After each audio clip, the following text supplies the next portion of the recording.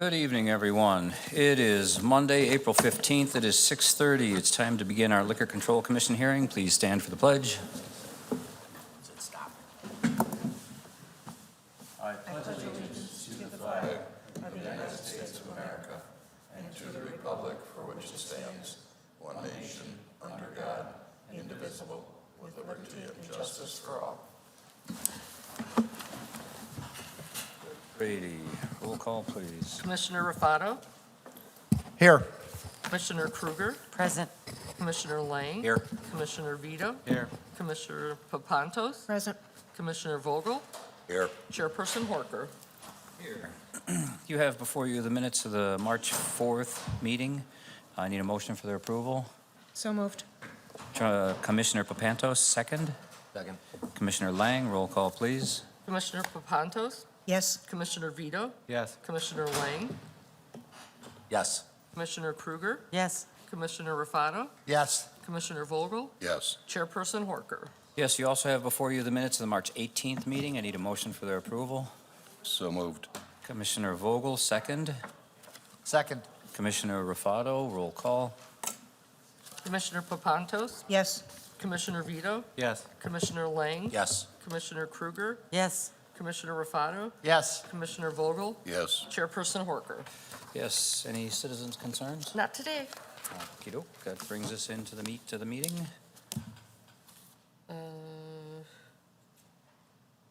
6A. Wait. Yeah, I don't have any. Renewal of the liquor licenses. Annual renewal of liquor licenses 2024 through 2025. Mr. Svandelis? Thank you. As the title indicates, this is the annual renewal of all liquor licenses for those doing business serving alcohol in the Village of Wheeling. The Village of Wheeling liquor license expires on April 30th of each year. And if you would care to make a motion, I would ask that the motion is to approve all liquor licenses conditioned upon, 1, the submittal in good order of all application materials; 2nd, the satisfactory background check results for all responsible parties; 3rd, the payment of any outstanding food and beverage tax; and finally, the payment of all applicable liquor license fees. So moved. Motion, Commissioner Raffato, second. Second. Commissioner Kruger, roll call, please. Commissioner Kruger. Yes. Commissioner Lang. Yes. Commissioner Vito. Yes. Commissioner Papantos. Yes. Commissioner Vogel. Yes. Commissioner Raffato. Yes. Chairperson Horker. Yes. All right, 6B, consideration of a request for a Class I liquor license from the Village of Wheeling for an event to be held on June 29, 2024. Mr. Svandelis? Thank you. Appropriate timing, since the airport is in the audience this evening. This is a license for a Rock and Run the Runway event to be held on June 29th, 2024 at Chicago Executive Airport. This is an event that the village throws in conjunction with the City of Prospect Heights and Chicago Executive Airport. I would ask that any motion to approve be made conditioned upon, 1st, the submittal of a certificate of liquor liability insurance, and 2nd, the submittal of Bassett certificates for all applicable individuals. So Question. moved as conditioned. Commissioner Kruger makes a motion, second. Second. Commissioner Papantos, roll call, please. Commissioner Lang. Yes. Commissioner Vito. Yes. Commissioner Papantos. Yes. Commissioner Vogel. Yes. Commissioner Raffato. Yes. Commissioner Kruger. Yes. Chairperson Horker. Yes. Number C. Consideration of request for a Class A liquor license from Ethno, Inc., a proposed restaurant at 1057 and 1063 East Lake Cook Road. Mr. Svandelis? Thank you. As the title indicates, this would be a new restaurant taking the place of an existing banquet hall, formerly the XO Restaurant and Banquet Hall. Ethno would be operating as a restaurant, and any motion to approve, I would ask, be conditioned upon, 1st, the passage of an ordinance by the Board of Trustees authorizing the creation of a new Class A liquor license; 2nd, the submittal of a certificate of insurance indicating liquor liability coverage for the establishment; 3rd, submittal of Bassett certificates for all applicable individuals; 4, satisfactory background check results for all applicable individuals; and finally, payment of all associated fees. I believe the petitioner is in the audience and can answer any questions you may have. Commissioner Papantos. Yes, the petitioner, you need to come up. That's okay. Please introduce yourself. Yeah, hi. My name is Zaire, but you can call me Zach. That's much easier for all of us. So I'm first time in this kind of meeting, first time applying for the liquor license. Well, I live in Buffalo Grove, and that Ixa restaurant, it's where we're planning to build the Central Asian kitchen. There are 4 units, so we are like making one big restaurant with a full bar. And introducing something new kitchen, new food to our neighborhood. That's our main idea. Thank you. What will your hours of operation be?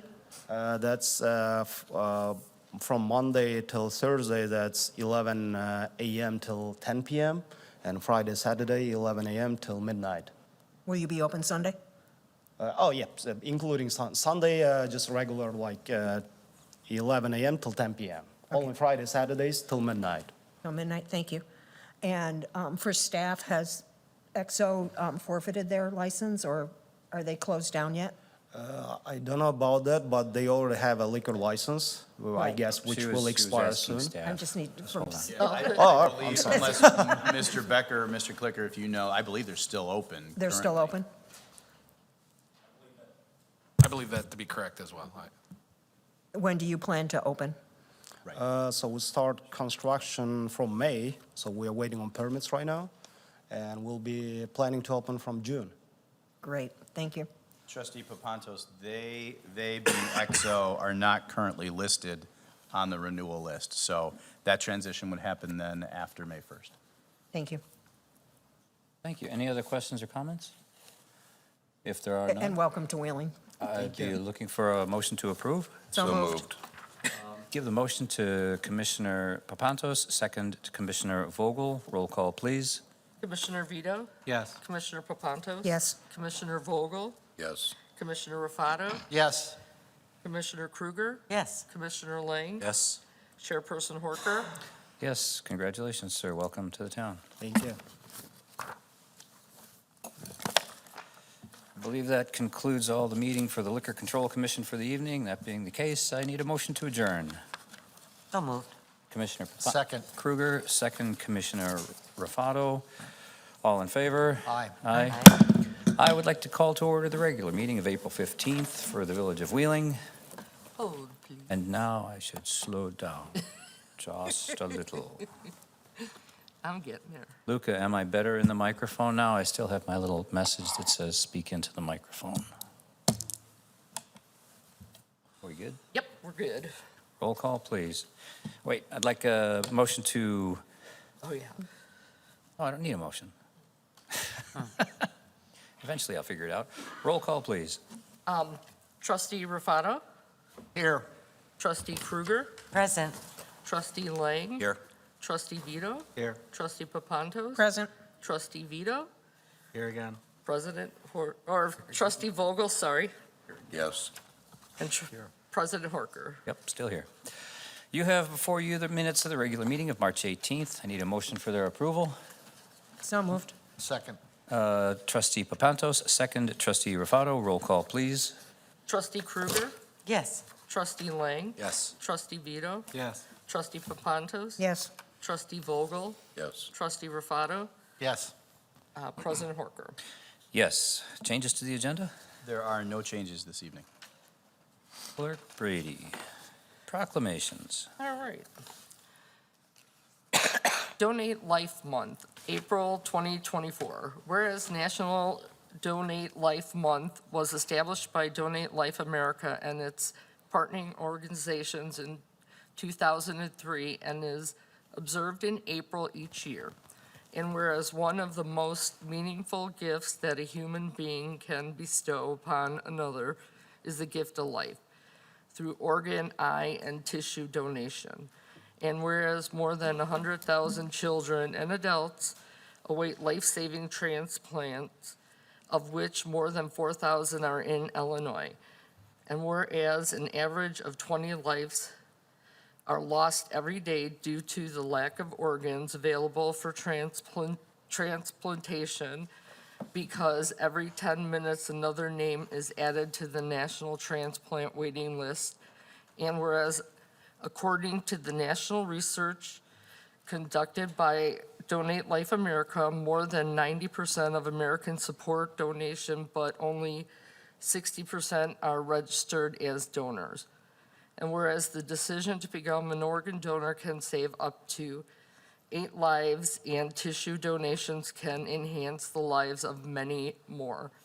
And whereas every person can support this life-saving effort by learning more about organ, eye, and tissue donation, making their families aware of the decision, and registering online at www.giftofhope.org, or when they receive a renewal, their Illinois driver's license or state ID. President Horker, President of the Village of Wheeling, does hereby proclaim April 2024 as Donate Life Month in the Village of Wheeling.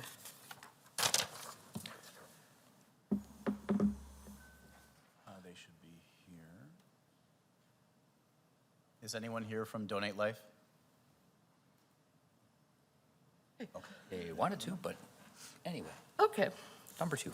On National Public Safety Telecommunicators Week, April 14th through the 20th, 2024. Whereas emergencies can occur at any time that require police, fire, or emergency medical services, and whereas when an emergency occurs, the prompt response of police officers, firefighters, and paramedics is critical to the protection of life and the preservation of property, and whereas the safety of our police officers and firefighters is dependent upon the quality and accuracy of information obtained by citizens who telephone Wheeling's Emergency Communications Center. And whereas the public safety telecommunicators are the first and most critical contact our citizens have with emergency services, and whereas public safety telecommunicators serve as a vital link for our police officer and firefighters by monitoring their activities by radio, providing them information, and promoting their safety. And whereas public safety telecommunication of the Village of Wheeling have contributed substantially to the apprehension of criminals and suppression of fire and treatment of patients, and whereas the dispatchers of the Village of Wheeling are exhibited compassion, understanding, and professionalism during the performance of their duties during the past year. Patrick Horker, President of the Village of Wheeling, does hereby proclaim April 14th through the 20th, 2024 as National Public Safety Telecommunications Week in Wheeling, in honor of the men and women who diligently and professionally help to keep our village and citizens safe. What?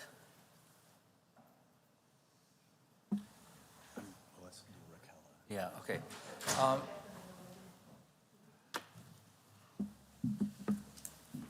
know the mic is live because I saw Luca testing it, and he's very efficient. You guys really are the sort of the front line of the front line, and you get to sort out the chaos that's going on the other side of the phones. Can't imagine what you guys must go through in a regular day. This is really nothing compared to what you guys actually deserve. But thank you so much for your service and what you do to keep everybody safe. Okay. Thank you, guys.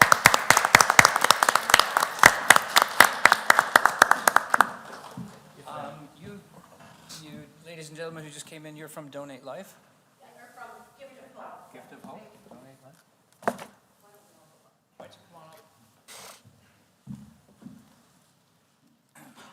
Before you actually get that out, I'd like to give a little thank you to everybody on the board for doing this for us. Thank you very much. Oh, it's my pleasure. We're very grateful that you're willing to do this. Thank you. Oh, no, thank you. It's just a little swag you can put on your desk. And you. Thank you very much for taking the time to be for us.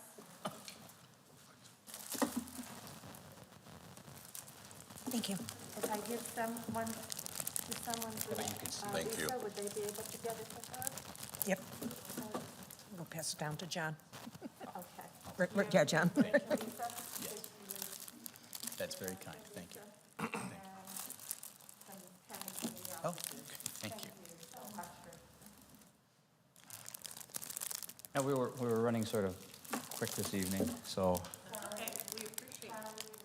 That's all right. This is, I took my glasses off. The idea of a proclamation that would, you know, espouse the virtues of organ donation, it seems everybody should know how wonderful this is, and this is, it is a very worthwhile cause, and you can impact so many lives so easily. You just, like, when you redo your driver's license, you just tell them, hey, when I'm dead and I'm not using him anymore, maybe somebody else could benefit. It's a very simple gesture that can impact so many lives in such a wonderful way. So thank you guys for promoting this. Thank you. And these two are living it. They're Could tell by the smile. from the area, so. Excellent. transplant. I'm a heart transplant. That's amazing. Well, congratulations, and thank you guys.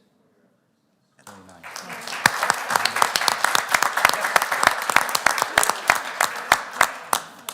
Come over by the flag.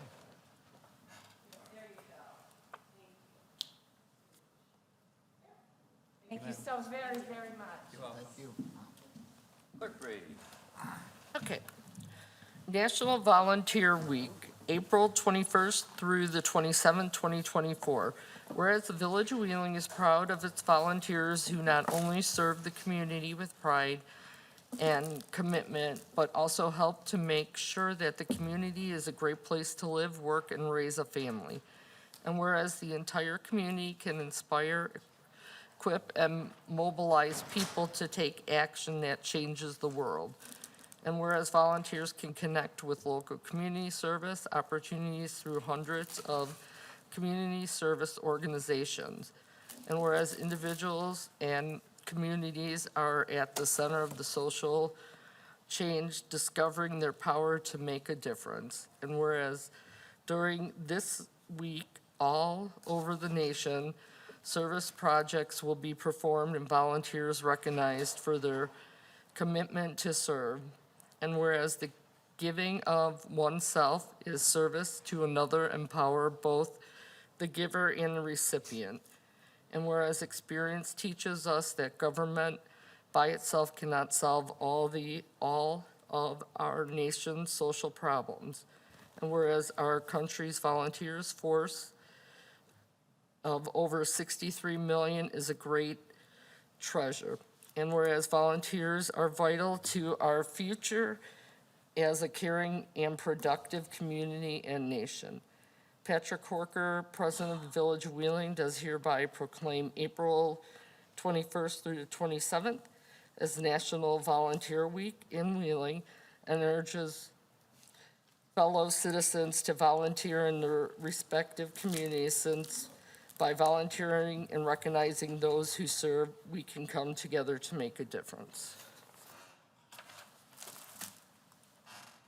All right. So the volunteers, most of our commissions, all of our commissions are unpaid, and they really do help the village and all of the services we provide. So thank you to all of them. Clerk Brady, citizens and comments? Not today. Okey-doke.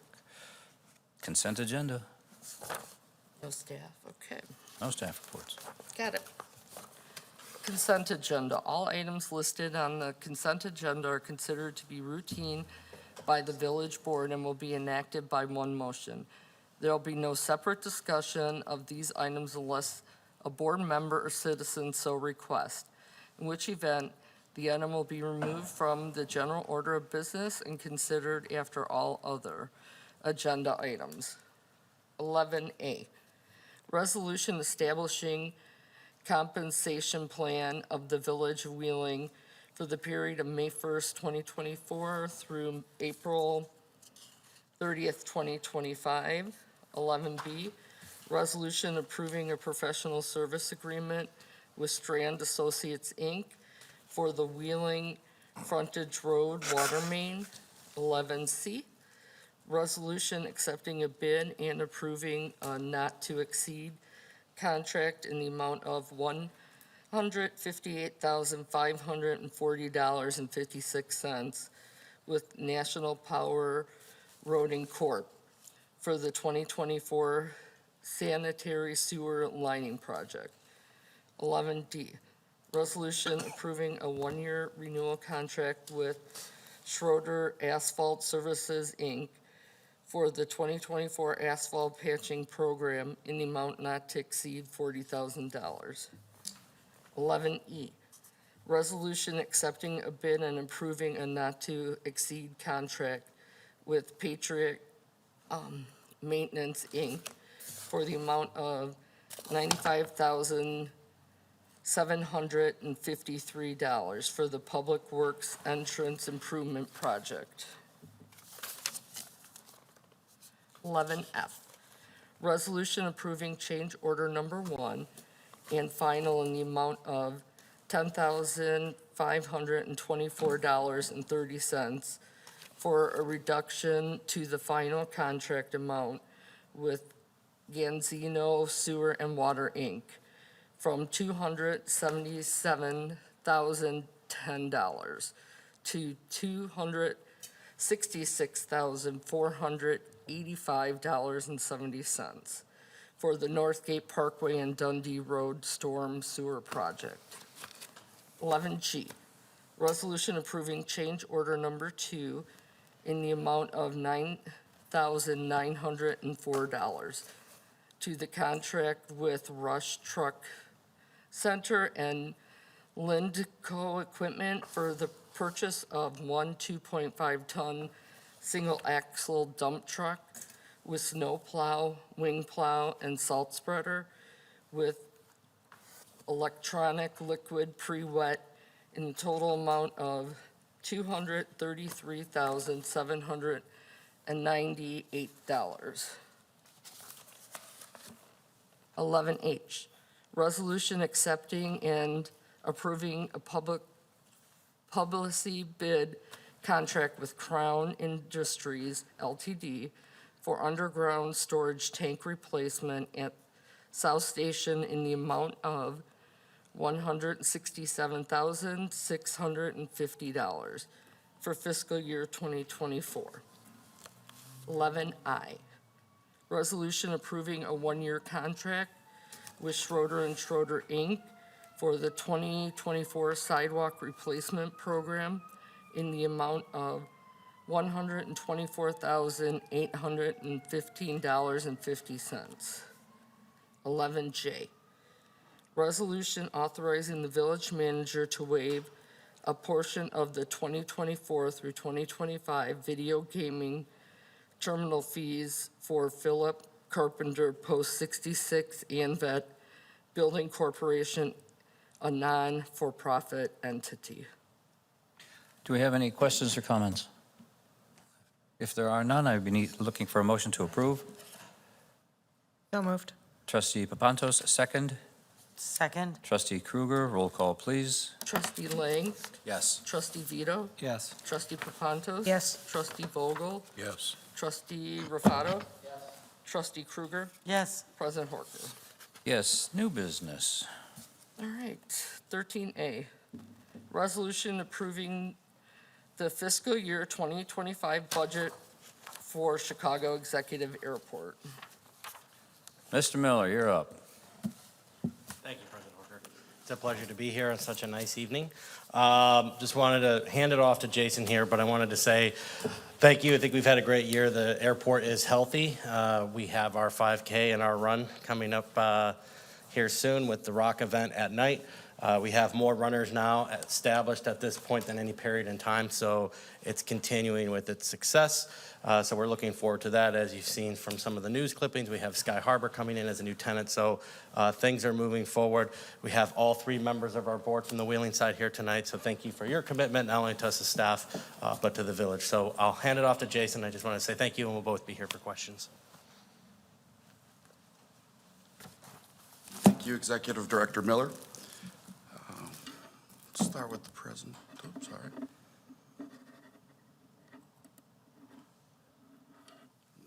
Do I control this, or Yep, you should. There's a mouse. just click the mouse? All right. Let's start off with the FY25 budget timeline. Staff budget planning began in late 2023 into 2024. The budget was workshopped by the Board of Directors at the February 21st, 2024 budget workshop meeting. Budget modifications were made following that workshop's discussion and comments. The Chicago Executive Board of Directors passed the proposed budget on March 20th, 2024 at the regular meeting, and then we are here today to ask for approval by the municipalities. The City of Prospect Heights approved the budget last Monday. For this budget, this is my 7th year doing it, I wanted to start it off a little differently this year, and I wanted to start with a question. What is the Chicago Executive Airport budget? Before I go into that, though, I think I want to describe what the airport is. Chicago Executive Airport is an enterprise fund. An enterprise fund is a fund used to account for operations that are financed and operated in a manner similar to private business enterprises, where the intent of the governing body is the cost, expenses of providing goods or services to the public on a continuing basis be financed or recovered primarily through user charges. So if you don't use the airport, you're not helping finance the airport. It's solely on the users of the airport, similar to like a municipal pool or a park district golf course. So going back to that question, what is the Chicago Executive Airport budget? The airport budget is an annual estimate of that fiscal year's revenues, operating expenses, debt service expenses, reserve fund transfers, and capital expenses. The airport budget covers a May to April fiscal year. It is developed with keeping the future operating and significant capital needs of the airport in mind. It is also developed to ensure that the airport always remains self-sufficient. The budget focuses on today while preparing the airport for the future. Going back to those examples, sometimes pools or golf courses, they're operationally successful, but sometimes they rely on a taxing body for help with capital projects. The airport is self-sufficient for both operating and capital needs. FY25 budget goals: provide the resources to be a premier general aviation airport, maintain financial self-sufficiency, maintain appropriate revenue growth across the airport's revenue streams, manage operating expenses to ensure operational effectiveness, continue to utilize the reserve funds to minimize impact on the operating fund, and to increase the building and land reserve fund transfer to fund a new airport office building with the intent to lessen or eliminate any debt service. How are the stated FY25 budgeting goals reflected in the airport's 2025 budget? With the FY25 goals in mind, this budget was developed to ensure that the airport remains the desired destination for business aviation, along with being an airport where people can start their career and enjoyment of aviation. This budget helps to keep the airport self-sufficient by growing the airport's revenue streams while only very slightly increasing total operating expenses. This budget has projected increases in estimating ending balances for all of the airport's capital reserve funds. This was achieved by increases to those transfer amounts and while still utilizing those funds for the airport's capital needs. Now this is back to the more traditional budget presentation.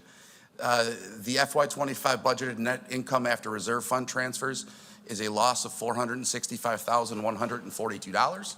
The FY25 total budgeted revenues are a little over $7.5 million, a 7.79% increase from the FY24.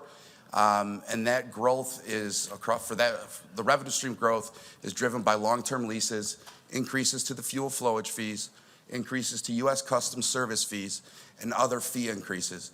The airport did a rates and charges study that'll be presented on Wednesday, and some of the fees were increased by the traditional CPI method of 2.53%. The other changes were directly from the rates and charges study. Operating expenses, total operating expenses for the combined admin and operating department are a little under 5.5 million, a little over a 36,000 increase from the FY24 budget, which is a 0.66% increase. This change is due to trued up property tax amounts, public relations and marketing increases, estimated insurance increases, the cost of the operational expenses for the U.S. Customs facility, security access expense increases, and the airport is hoping to outsource the exterior snow lot removal so that the airport staff can focus on their primary objective in winter of keeping the airport open and maintain those runways and taxiways. The unrestricted net assets available, comes from the airport's business plan. The airport business plan requires the airport has an unrestricted net assets balance equal to 3 months of the current year's budgeted operating expenses. That amount would be $1,371,779 for the FY25 budget. That number, the $5,487,117 times the 25%. The estimated running balance on April 30th, 2025 at the airport's fiscal year end is a little over 6.8 million and sufficient to cover this requirement. The airport's 3 notes through Northbrook Bank and Trust for the Northeast T hangars, the RSA property, and the U.S. Customs facility have a debt covenant in them.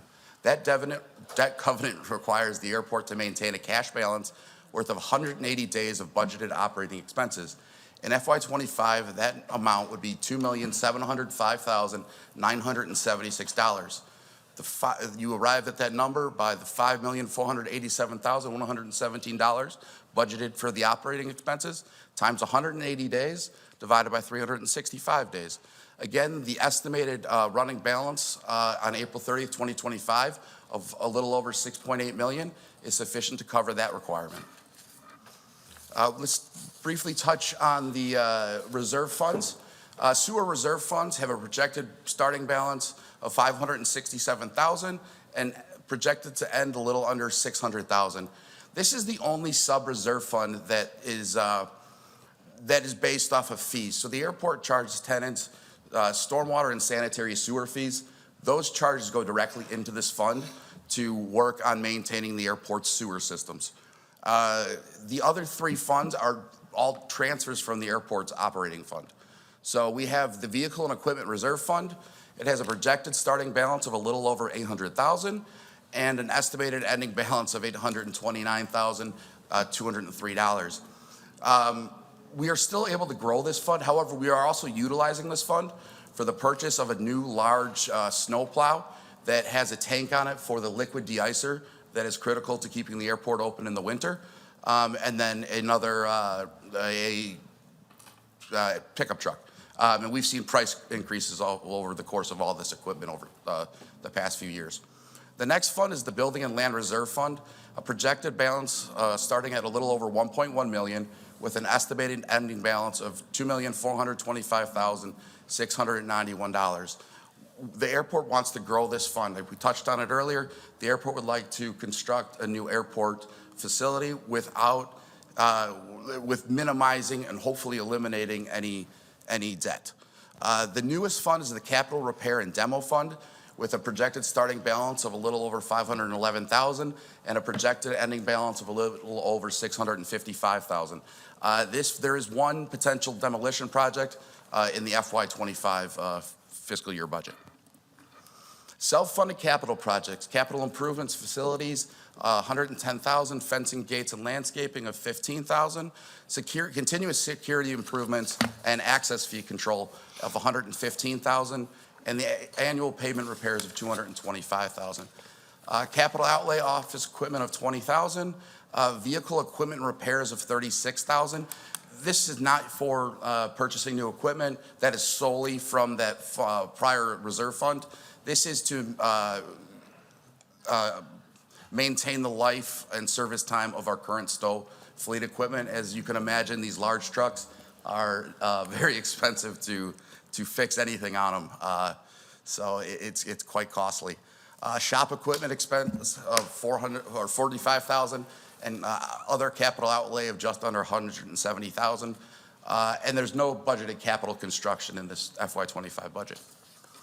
The FY25 budget capital A projects, the continuation of RSIP construction, the continuation of the master drainage study, the expansion of the East Quad apron, reconfiguration of hotspots of taxiways Phase 1, and the Northeast Quadrant apron and taxiway access, just the fancy way of saying relocating the tie downs east of the Northeast T-hangers.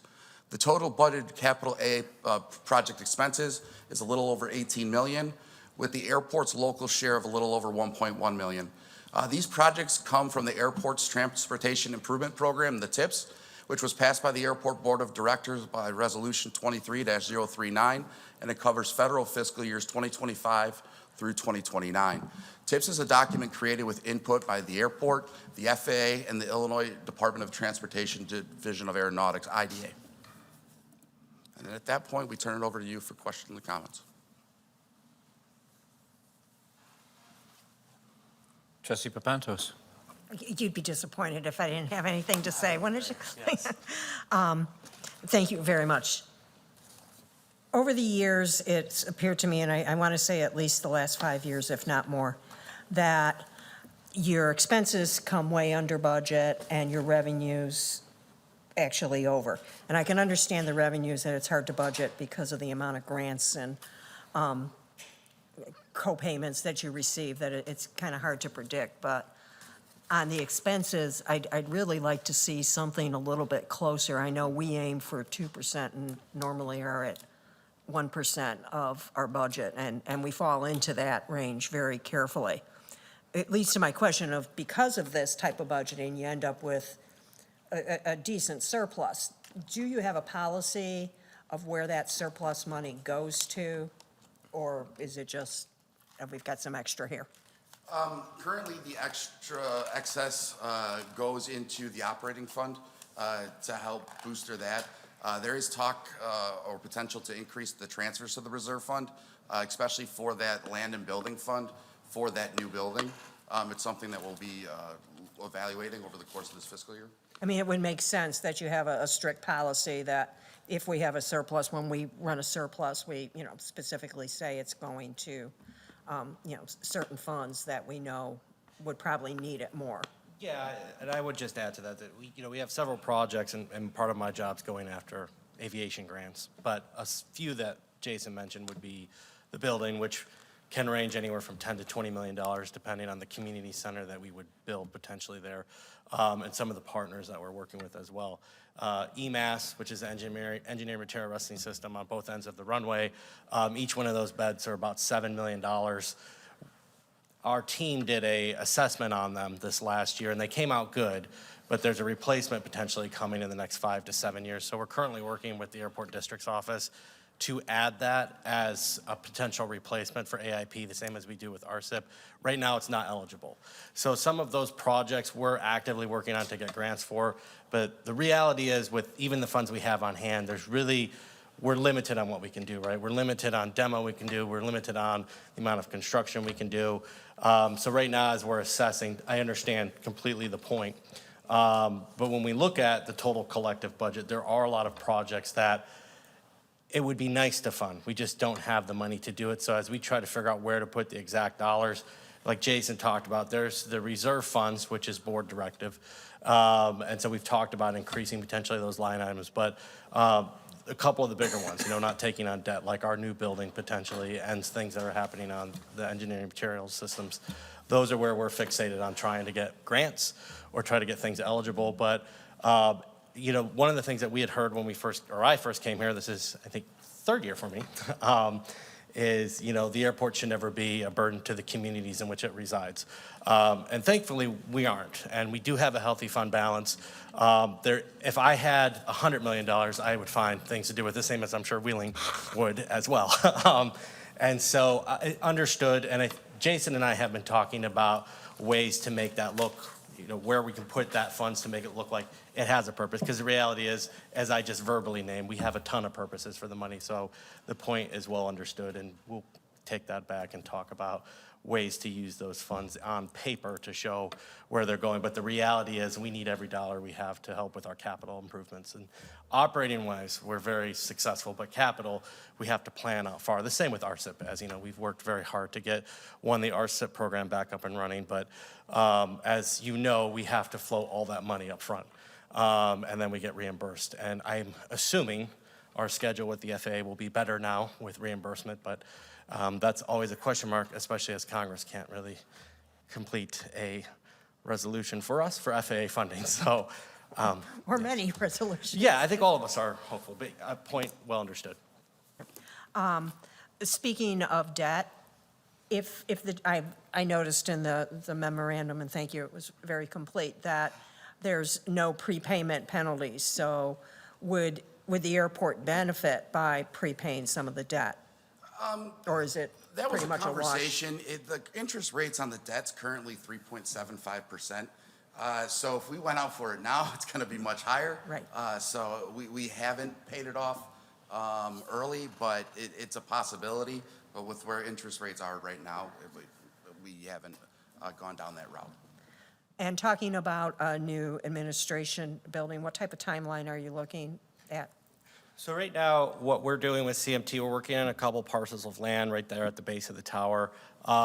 We actually surveyed the property last week, so we're actively, aggressively pushing for it. If I said it a crystal ball, it's 2 years of planning at least, right? And you'd probably say another 4 years on top of that for construction. So I say a 6-year timeline, but as the board of directors, kind of the directive now is to really fixate on that as we work through what that will look like. And we really want it to be a community asset, a place where people can go and enjoy the airport. So as we are working on our needs assessment with 845, there was one done about 5 years ago. We're taking that, brushing it off, and seeing what kind of property we could put in the bottom of the base of the tower there with everything that we could see. And there's some really cool ideas that we have right now, some partners we're working on for educational components. One thing the airport lacks today is higher education. We have 7 flight schools, but we don't actually have a college or university at the airport providing services. So we've been in some of those conversations as well that I think would be a really good community asset. So as we work with our partners to see what that looks like, I'm assuming over the next 12 months, we'll have an idea of what that space is going to be. And Mr. Svandilius, I apologize, I always butcher your last name, but I believe that's correct. That's what everybody does. Close, okay. Svandilius? Svandilius. That's close. I answer John, anything. we've been talking, but really for us, it's also a potential area for like the rock event to showcase again to the community, maybe something with nice bathrooms, not that the porta-johns aren't great, but so that's kind of the idea. So long-winded answer to probably we're looking 2 years for planning and purposes, environmental assessment, and then another 4 years for construction. So about that 2029 timeframe. And then one last question, customs. I might be misreading this, but it looks like you're expecting $861,175 in revenues, but custom operational expenses are $423,707. Am I reading this wrong? I mean, it seems like, It also helps cover the debt service for the building. okay, so that's. Not just the operating expenses, but the debt as well. Because that area is, we're want it to be self-sufficient, so it's not relying on the other revenue sources. So Okay. there's the debt payments in there as well that are So covered. the surplus per se for that goes directly to that debt service? Correct. And yeah, we've seen a huge increase in U.S. Customs overtime expenses. So one of the things we did is we've changed the overtime rate to $500 in this budget. The current amount's $350, but we've been seeing U.S. Customs overtime invoices approaching like the $900 range. And because one of the reasons is we always have a senior officer. They place the officers by bid. So our officer would much rather work at Chicago Executive than O'Hare. So we have to pay the true cost of the officer. So it's always slightly more expensive for us. I mean, that makes sense. So, I mean, overtime is just for the fact that if a flight comes in off hours or what? Off hours, weekends, and federal holidays. The building facilities open from 11 to 7, 8 hours a day. Anything outside of that window is an overtime charge.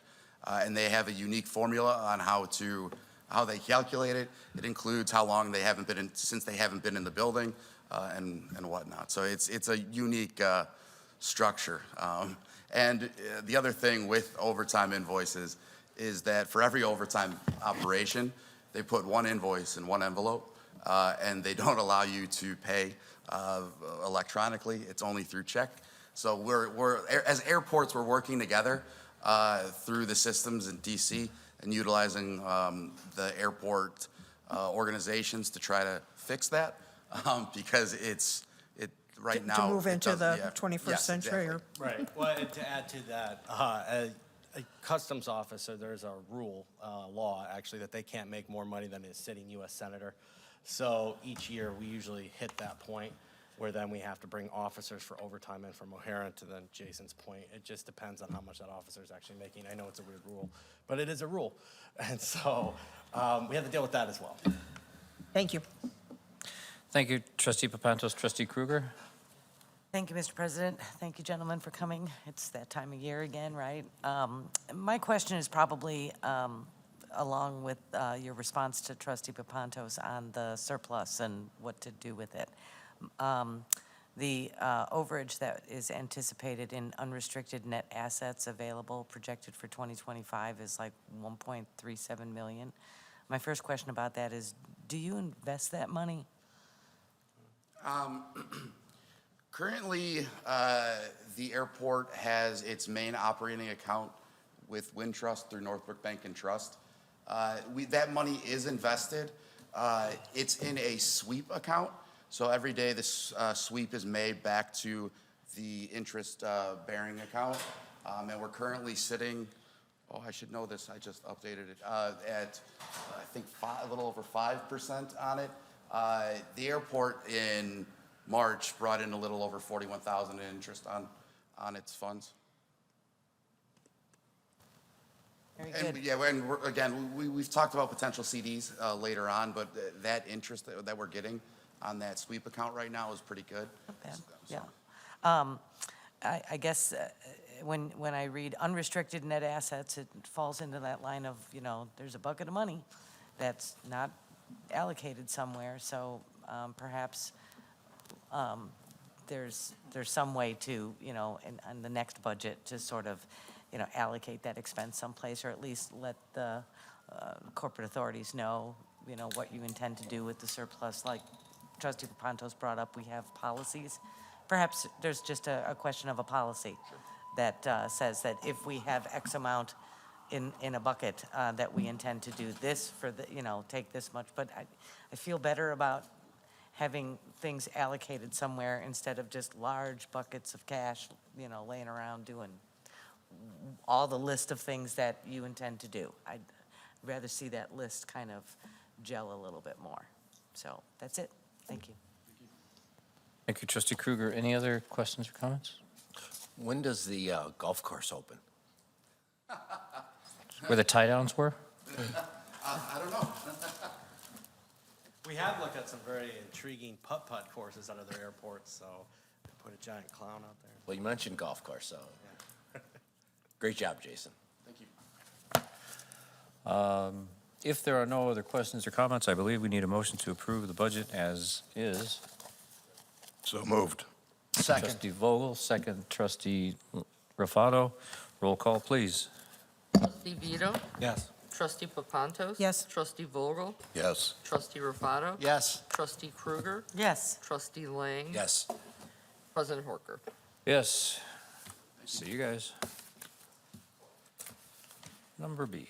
13B, resolution amending and expanding the Wheeling Restaurant and Retail Build-Out Assistance Grant Program and retitling the program to the Wheeling Restaurant Entertainment and Retail Build-Out Grant. Mr. Becker. Thank you, President Horker, trustees. Today, before you for originally going back to 2005 is the, back then was the Wheeling Facade Improvement Program. This program has evolved over the years and was last adjusted in 2020 where it was greatly expanded. This program and the recommendation before you tonight is to expand to a Program C, which would be defined as an anchor restaurant, entertainment venue, or retailer, as defined in a minute, as well as codifying the language and streamlining some of the processes for the current programs A and B. Program A, to remind everyone, is the sit-down restaurant program, which allows grants up to $150,000 for those qualifying sit-down restaurants located within the North Milwaukee or the Town Center 2 TIF districts. And Program B is the retail shopping center and smaller restaurant grant program. So with that being said, some of the streamlining of the language I'll cover first, which would be respective of the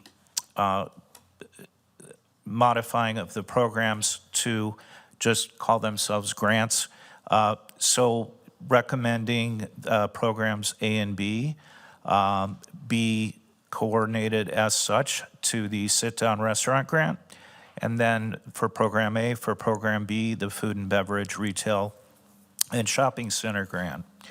Amendments to both A and B would include ceding staff authority for reviewing these applications so that any applicant coming before any of the programs would present to the board for final approval, clarifying some of the items for reimbursement, such as ADA compliant items, clarifying that a full-time commitment means 40 hours or more a week for that manager, owner, or delegate per the application for that location, and just modifying the language that the economic development director can include other disciplines in pre-application meetings with any applicant.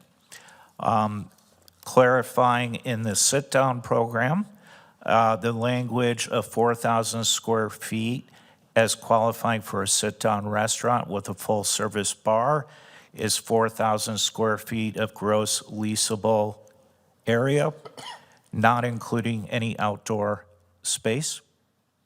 Program B would include allowing pickup and delivery options, but not catering-only operations for Program B.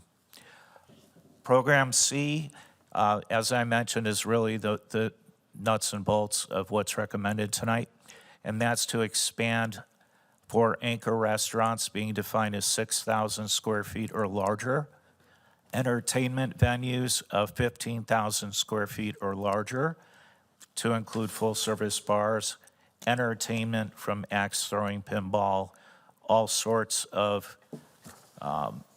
options that coexist in places that you never thought would before COVID, and anchor retailers of at least 20,000 square feet. So with that being said, Program C, I think there's an opportunity here within the village with the current market, construction cost inflation. We have some key critical spaces available, remaining competitive with other communities in the area to increase the opportunity for these larger, more impactful businesses to receive an additional grant allocation. Again, keeping the parameters at a 50-50% match up to $225,000. So basically would take those opportunities as long as the client is at least investing $450,000. They might be able, again, pending staff's discretion and the budget within those respective TIF districts to allow up to a higher amount. I'm hopeful that there will be some of those projects forthcoming. So with that being said, I know there's a lot on the plate here and welcome the opportunity to answer any questions. Trustee Vogel. Based on this, how many existing businesses would be eligible? I assume like the Walmart and the Target would be eligible for this? Trustee Vogel, no. These are only in the 2 TIF districts, so And the two, okay. so Town they're- Center and North Milwaukee Milwaukee specifically. is it? Okay, so how many are there? There are a handful, I would say 5 right now, Okay, that could be eligible, pending any new developments that we don't know about. okay. Thank you. You're welcome. Thank you, trustee Vogel. Trustee Lang? So, Mr. Becker, once our TIF districts start expiring, what are options that we have for bringing businesses in and kind of enticing and improvements and so on? So Trustee Lang, there are other programs in other communities that use dedicated sources of funding for these types of programs. The Village of Wheeling does not have any of those programs right now. They are specific to the 2 TIF districts. So in the case of North Milwaukee, it's expiring in a few years, and that's why it's a critical opportunity to try and finish that out. The Town Center TIF has a little bit of a longer runway, but that's something, as a policy discussion, we get questions all the time from other businesses not located in the TIF districts that want to improve their properties. And we're very limited on tools other than really the primary tools of Cook County property tax reclassification. Thank you. Thank you, trustee Lang. Trustee Pantos? Pantos? I just wanted to verify, this is only TIF, this is funded through TIF funds. It's not funded through any of our operating budgets or anything else. Correct, solely the TIF districts. So it's only the TIF districts, and that's it. Thank you. Okay, you're welcome. Thank you, trustee Pantos. If there are no other questions, I am glad to see this expand beyond just a facade. It's, functional benefits as well. If there are no other questions, we would need a motion for approval. So moved. Trustee Rufato? Second. Trustee Kruger? Roll call, please. Trustee Papantos? Yes. Trustee Vogel? Yes, Trustee Rufato? Yes. Trustee Kruger? Yes. Trustee Lang? Yes. Trustee Vito? Yes. President Horker? Yes. 13C, discussion regarding water infrastructure and rate study. Mr. Swandelis. Thank you. There's a theme tonight, setting the course for long-term sustainability, and this item certainly fits into that category. It's the responsibility of municipalities to take a hard look at their rates when it comes to paying for infrastructure replacement and repair. The Village of Wheeling has a long history of being very resourceful and dedicated to its infrastructure. Particularly tonight, we're talking about water and sewer. Both the board and the staff have worked very hard over decades to ensure that the Village of Wheeling has a reliable system. We last went through a rate study in 2015, and that gave us a good foundation for where we were at the time when the topic came up to rerun the study again. It's been about, it should be done about every 10 years. We talked about looking a little bit longer term. So the presentation this evening is not just looking at where we are at today, but it is meant to establish a very long-term, in this case, 90-year reliability of our water main infrastructure. That made, I think, all of us a little nervous as we started to dive into it, wondering what the results of that study would show. We have an awful lot of water main, and when you're looking at the full life cycle of infrastructure like this, you could get pretty nervous that we could be talking about a major rate increase. I'm very happy to say that that is not the case at all. and we will get into details. Director Kalp will be presenting all of the details. I did want to take the opportunity, though, before he begins, to thank him and the Public Works staff. This study was done in-house based on all of the material that has been collected. We have in the past used external resources for these studies. So I want to thank Dan and the PW staff. I also want to thank Mr. Kaplan and particularly Brian Smith from the Finance Department, who worked long and hard on putting these numbers together to make sure that they are accurate and the projections are appropriate moving forward. So this evening, it is a discussion, and what we will be asking for is direction as a planning document for 2025. Assuming that the board agrees with the study's conclusion, what we would be asking for is an implementation schedule. That is the question before you, again, for planning purposes for FY25 and beyond. So with that, Mr. Kaup. Thank you, Managers Fondilis, President Horker, members of the board. Tonight I plan to discuss with you an effort that staff has undertaken beginning in 2023 and culminating in the report that you have in front of you. In an effort to ensure that our water system is adequately funded not only to cover the maintenance costs as well as operating and capital replacement expenditures, staff has conducted a water rate and infrastructure study to contemplate whether those fees cover not just what it costs for us to operate the system on a day-to-day basis, but also considering the capital replacement in the far future. We also conducted a modeling analysis to determine whether the current system as it stands is adequate for future expansion. And then we finally conducted a rate study, a rate analysis to contemplate what revenues are necessary for the current and future needs of the community. Right now, Wheeling's current water rates are $7.38 per 1,000 gallons and $1.83 per 1,000 gallons for sewer, with a combined rate of $9.21 that everybody pays per 1,000 gallons consumed. These revenues pay for all expenses, including maintenance, equipment, vehicle replacement, capital infrastructure replacement, and debt service that is related to the operation of an enterprise fund. This is the lowest overall rate for any of Wheeling's comparable communities in the area.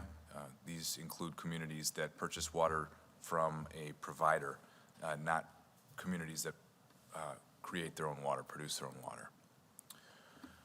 The present water rate and the village practice of an annual 3.5% escalator cover operating expenses but do not provide for the complete replacement of all water main. The most significant infrastructure expense with a water utility is the main itself. Wheeling has just over 140 miles of village-owned water mains, which vary in age and condition. The American Water Works Association recommends that all water mains should be replaced no less frequently than once every 100 years. This figure that you're looking at now identifies the percentage quantity in the years installed. It also reflects the fact that the significant water main lengths were installed in short periods of high growth for the community. If we were to replace all of the main installed between 1979 and 1983, which is about 15% of all of the water main in our distribution network, in 2024 costs, it would be about $9 million per year for those 5 years. Obviously, that's an expense that on an annual basis is less than desirable. Right now, we are around $3 million a year. With the American Reinvestment Plan Act money that we were receiving from the federal government, and we were typically closer to about $2 million per year. In order to flatten out the peaks and the troughs of year-over-year expenditures based solely on age, staff recommends to instead replace about 8,200 linear feet as opposed to about the 1 mile that we've been doing every year, which would result in a system turnover of about every 90 years, as Manager Fondilis had mentioned, which is within the AWWA recommended life cycle of 100 years. The table reflects the costs associated with replacing all of the water main on this schedule, resulting in a per year capital replacement cost of just over $3.3 million in 2024 costs, which is the number at the bottom. The costs that you see there are the aggregated pipe lengths, the unit cost per mile in 2024 dollars, the total system replacement cost, and the number divided into 90. As part of the study, staff also retained the services of a water resources engineering firm to perform a hydraulic modeling analysis of our distribution system to ensure that the network that we have in place right now is adequate not only for the current community needs, but also for the future needs of Wheeling based on anticipated growth. The results of the study showed that our system is adequate for both pressures and for fire flow, which, as well as for volume for all contemplated future growth for the village. The graph you have in front of you right now is from the CMAP Project 2050 anticipated community growth based on the Census Bureau data available to the Chicago Metropolitan Alliance of Planning. This is important because this lets us know that strict one-for-one replacement is adequate. We don't have to worry about paying for additional expansion, network expansion, new pipes, new standpipes, new pumps, and the like. Staff recognize the current rate structure, including an annual 3.5% escalator, which is what we typically do every year during our budget process, falls short of funding the 90-year replacement schedule. And that results in a fund balance of under $1 million by 2034. Staff ran 3 variable scenarios to achieve full replacement funding. The increases replace the 3.5% increase. They're not on top of them. So when you see the 3 variable scenarios in front of you, these are what the total cost increase would be in any given year. They're not on top of the 3%, the 3.5% that we typically do. They are in lieu of. The first scenario contemplates the status quo, 3.5% typical increase. That increase this increase, in that scenario, the fund falls short of our fund balance policy of 25% of annual expenditures by 2027 and is out of money by 2032. The second scenario in front of you consists of 3 years of 4.5% increases to the rate and then returns to the 3.5% regular increase default rate. The third scenario includes one 6.5% increase and then reverting back to the 3.5% increase per year. And the final scenario includes a 2-year departure from the default increase of 5% per year before reverting back to the 3.5%. Staff chose these specific increases for consideration because all 3 of these changes are modest. None of them are life-altering. And all 3 variables fully fund the proposed capital plan. Please also note that in all 3 variable scenarios, the Village of Wheeling's rates are still the lowest of all comparable communities, even in 2026. So what you see on the 3 highlighted variable rates on the right side are the 2026 rates, which are still lower than the next lowest rate of Niles and their current rate. It's also worthy of note that in 2032, the projections that we included for modeling this includes an additional $6 million in revenue for water meter replacements. This is the only expense that we would plan to leverage debt service for. Everything else has no bond. Everything else is included as a pay-as-we-go cash situation.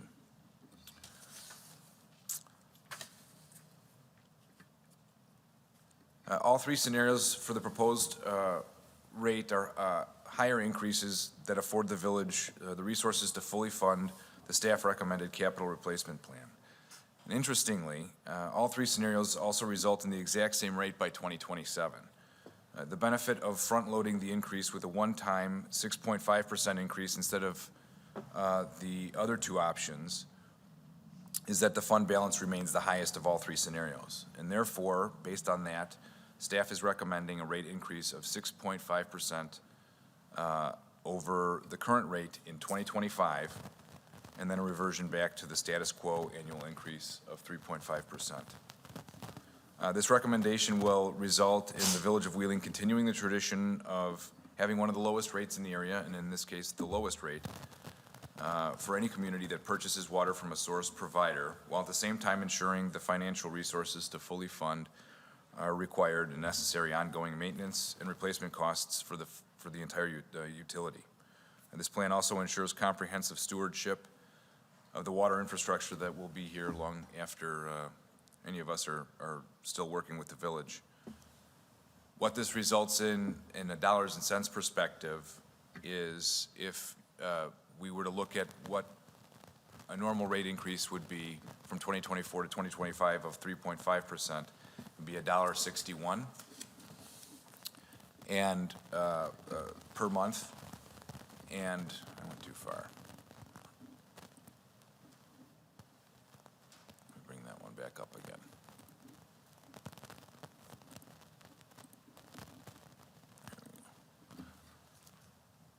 If we were to contemplate the 6.5% increase for one year, it would result in a $3 per month increase, or an additional $1.39 per household per month, based on an average 5,000 gallons per month usage. Staff recognizes that, you know, any increase is something that we have to consider, but based on the de minimis per household increase, with the return of being able to fully fund a 90-year replacement of all water appurtenances, we feel that this is a good approach to making sure that we're being financially responsible to the community, while also being thoughtful stewards of our infrastructure. That's all I had. I'm happy to answer any questions you may have.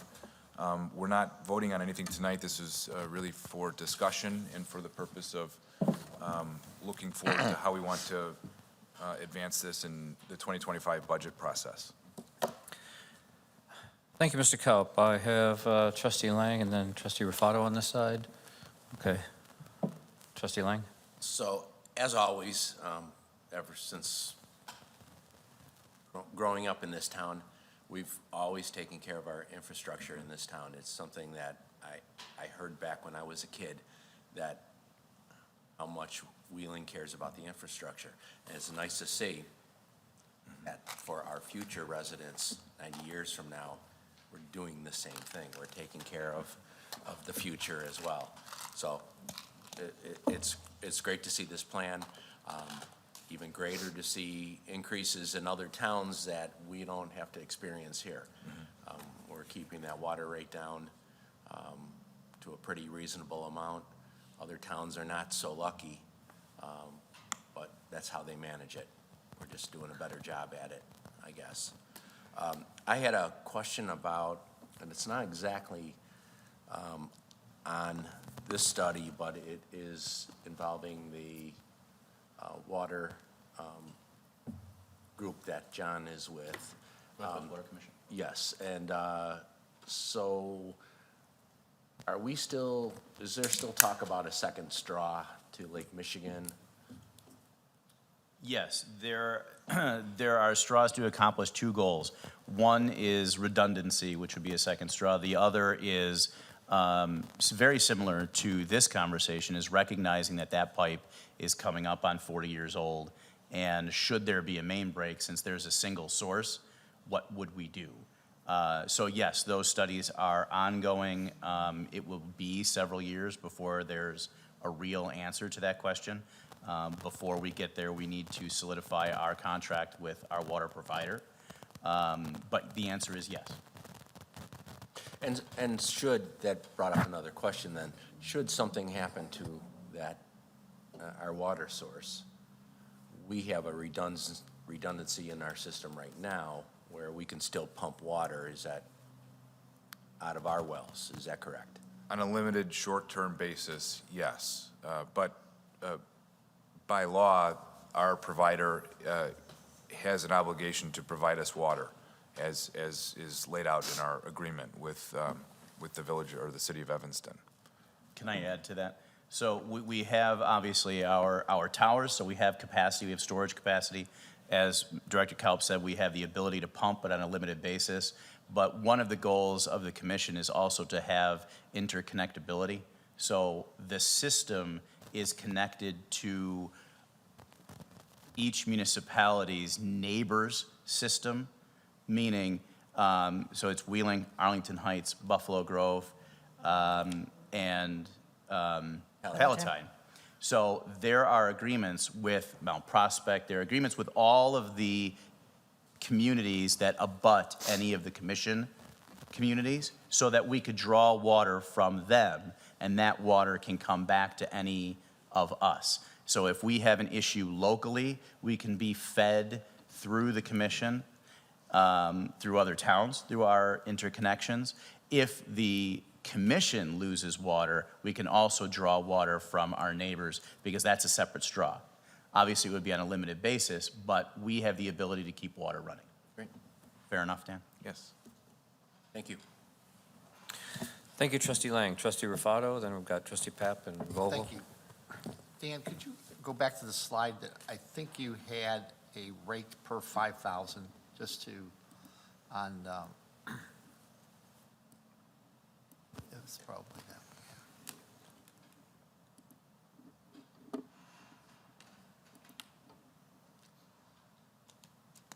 No, it would be the cost to a taxpayer. Okay, so a normal increase, if we did an additional 3%, and that's what we're talking about. We're not talking 6.5%. That's correct. On top. It's a 3% increase 1 year versus spreading that 3% out in various forms over 3 years. But then in 3 years, we get to the same correct. amount, but we've got capital, we've got more money up front that we could invest in, so it's actually a bigger pot, as you said. So the average, I can't believe people only use 5,000 gallons a month, but that's fine, if that's what we say. So it would be $50, less, what'd you say, $1.50? So what you're looking at here is the 2026 rate? Right, yeah. The 2025 rate increase is, the normal 3.5% per month would be $1.61 per household that consumes 5,000 gallons per month. If we were to do the 1 year 6.5% increase, it's a $3 increase. So it's $1.61 when we use the de facto increase, and it's $3 per month per household if we use the staff recommended increase. So it's a $1.39 difference. Yeah. So it's not that significant for an average homeowner to bear this. So Yes. the bills are every other month, so it's less than $5 we're talking about on an average consumer of 5,000 gallons. Okay. It's about less than a leaky toilet would cost you in a week. Right, that's true, yeah, that's true. Thank you, I just wanted to see that again. Thank you. Absolutely. Thank you, Trustee Rufato. Trustee Papp? Trustee Mary Thank you. Papantos? When we were looking at the chart of the age of the structure right now, so the date range of the structure, are water mains that were installed from 2004 or 2009 through current made of different material, and are they still in that 90-year range versus those that were installed in, the 50s and early 60s? Sure. So to answer your first question, yes, they're made of different material. In the mid-70s, the industry switched from sand cast iron to ductile iron. Ductile iron is a better material because it has magnesium included in its constitution, which gives it more malleability. It's less susceptible to breakage. However, both types of steel are susceptible to soil conditions, and they have a similar failure rate if put in soil that is detrimental to steel. So we have some old cast iron pipe that is, doing just fine. And then we have some ductile iron pipe that is showing signs of premature failure. More recently, the industry has also started contemplating use of plastics as a pipe material. And there are two primary types of plastics. One is PVC, which we're all familiar with. The other one is HDPE, which is high-density polyethylene. Both are showing improvements, engineered improvements, and we're allowing them in our engineering standards and specifications as a material that's acceptable for our water main replacement programs. Ideally, we like to see that 90-year life. That's a goal. Some pipes will last longer, some will not last that long. Just like our streets, we try to get 22 years out of a mill and overlay. Sometimes we only get 17, sometimes we get 25 or 26. And as Trustee Lang said, for those of us who grew up here, we're used to the village always, being good with our infrastructure and looking forward. So I'm glad that we can continue it. I think both Trustee Lang and I grew up in, those 54 to 58 sections of the town that. 60. No, when your house was built, okay? Oh, okay. So we know what it's like as far as that goes. And I just read an article, I think last week, that Mundelein, and they're not, the numbers you have listed for them, are planning an 11% increase for their water bills this This does not this include cycle. that Yeah. increase, yes. Yeah, so, we've kept ours steady. We may have always had an increase, but we also don't go out for debt. We see cities with fixed fees, and I have a feeling those fixed fees are paying off debt that they've had to take for water issues. One of the challenges of a study like this and looking at the comparables is really not knowing what the end goal is for each of these communities. So while that particular community did increase by 11%, there was no discussion about a full life cycle on the system, whereas what we're presenting tonight is an entire system replacement. So this is providing reliability for nearly 100 years for only 3%.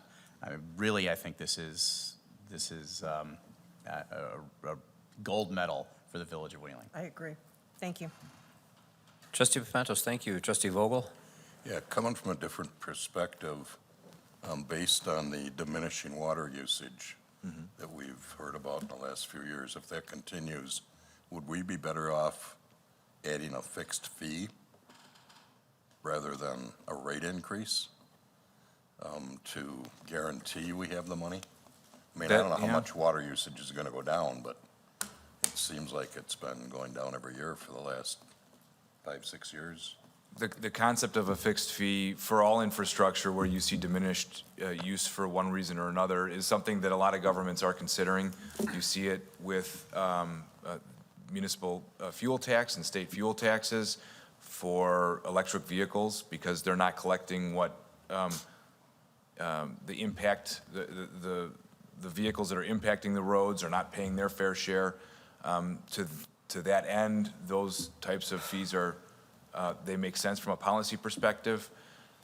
The diminished use is fairly minor. It's maybe a few percentage points per decade. And we were just talking about this before the meeting. I think usage type is changing as well. We don't see as many people putting in irrigation systems in single-family homes, and most appliances use less water today than they did But at the same time, we're selling a little bit less water every year, even though our population continues to grow. That isn't contemplated in the long term. And so at some point, that may be something that we would have to look at. But when we project these numbers out, we're comfortable with the fact that this rate will cover what our future infrastructure costs will be. It's definitely something that if ever that became an issue, the usage fell below what would be reasonable for a rate increase, we would have to look at a different way by policy, and it would be obviously your decision to make, of how to make sure the users are funding the maintenance and the replacement cost of the infrastructure for an enterprise system. Okay, thank you. Thank you, Trustee Vogel. This, Mr. President, can I go first? I have a question. I got one too. Okay. You want to ask yours first? Yeah. Okay. So if the study is based on, so it sounds like the study is based on today's use, and you're basing a lot of your statistics on residential population. What about industry? I mean, we used to have a hospital laundry service that changed their name to something else, and we used to have the Juicy Juice Company over on Chaddock. Is there any accommodation of the anomalous one major user possibilities? Is there any accommodation for the possibility of other industrial uses? Sure. In this? Oh, okay. No, there's not, but I mean, Okay. that's a good question, and for water availability, when you're looking at a system, you always have to take out your largest producer. Sure. For, if we had deep wells Averaging. or shallow wells, just because that, you want to make sure you have reliable pumpage as well as what your total system pumpage is. We're looking at our average daily pumpage, and so on average, we pump 4 million gallons a day from the Northwest Water Commission. We have a high that's much higher than that. But overall, and then and likewise with users, commercial users are our biggest customers. Yeah, we don't know who's going to be here and who's not going to be here, but we haven't seen any big dips. We haven't seen any big increases. We like them. They buy water. They provide revenues for us.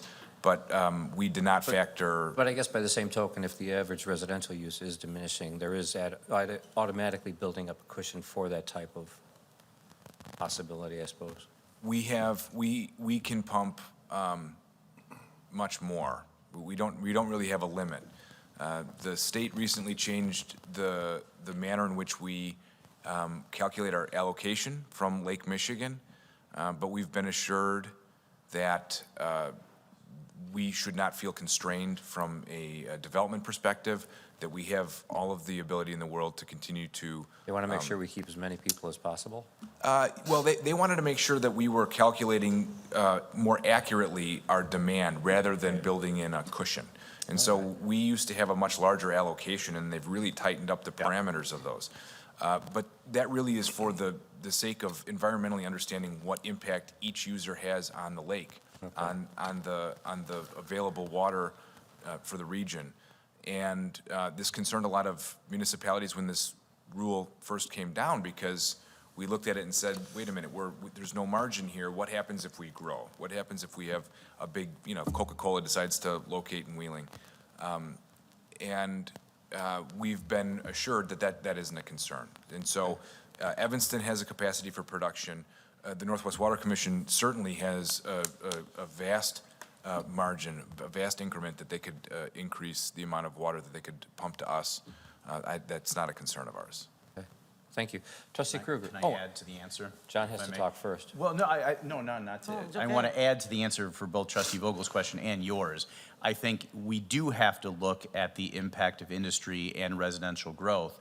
This study is not the be-all and end-all for the next 100 years. We will continue to update this study on either an as-needed basis or every 10 years to make sure that we're still on track. And that's either because of water use increase or its diminishment, or perhaps there's a ridiculous price increase for the pipe itself. So we're going to keep, obviously, a watchful eye on this and bring it back to you as an update. But, with all things being equal, this is as good as we can project with the information that we have today. But it is an ongoing thing, so I think, does that help address the situation? Thank you. Trustee Kruger. Thank you. Like all of my colleagues have said, this is a comforting analysis. It should make us all feel very good about the infrastructure and the water that we provide to our residents and businesses. But as we were talking before the meeting, and I hate to be a fly in the ointment, but there are residents of this community that do not pay for village water or have village infrastructure. They have potable wells, or I think there was a condominium community near the airport that is on American water. They have a different service provider. How do those people contribute to this fantastic infrastructure that is available to this community when we don't have this infrastructure available to us? How do they? Yeah, I mean, we talked briefly about the bills, and that those of us on potable wells will pay a minimum of, 3,000 gallons per billing period or per month. I think it's per month, but I feel like that's the only contribution that we're giving to this, that I'm giving to this service and that we're doing. So I'm going to get a 6% increase or 6.5% increase on 1 year of my minimum because I'm not using water from the village. Correct. You would, whatever you're paying for, whatever services you're paying for, it sounds like if you have a potable well, you'd be paying at least for the sanitary sewer charge, which is associated with the amount of water that a resident that does receive utility water from the village of Wheeling, you would pay the minimum of the sewer charge. As far as the water, I don't know. That's how you would be contributing to the water and sewer fund. Got it. Thank you. Thank you, Trustee Kruger. This is just for discussion only.